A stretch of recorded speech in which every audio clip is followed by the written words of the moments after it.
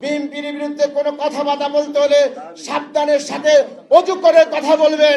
বাংলাদেশ জাতীয়তাবাদী দলের বিরুদ্ধে যদি কোনো ধরনের ষড়যন্ত্র করা হয়, অশ্লীল কোনো বক্তব্য দেওয়া হয়, তাহলে বেশি দিন নাই আমরা কিন্তু কোনো অবস্থাতে বরদাস্ত করব না।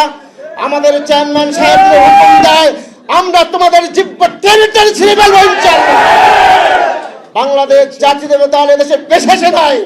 বাংলাদেশ জাতীয় দল দেশের মানুষের তো গণতন্ত্রের অতন্ত্র প্রহরী, গণতন্ত্রের অতন্ত্র প্রহরী হিসেবে কাজ করছে।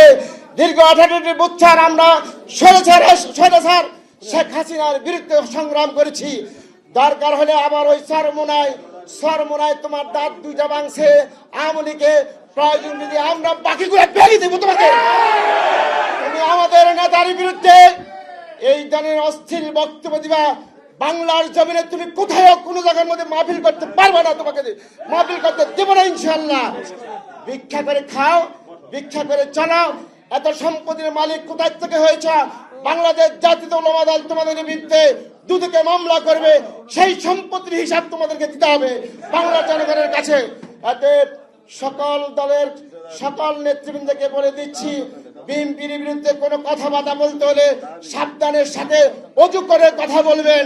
অন্যথায় বাংলাদেশ জাতীয়তাবাদী দল, বিএনপির উলামা দল, স্বেচ্ছাসেবক দল, ছাত্র দল, যুব দল, আমরা কেউ বসে থাকবো না ইনশাআল্লাহ।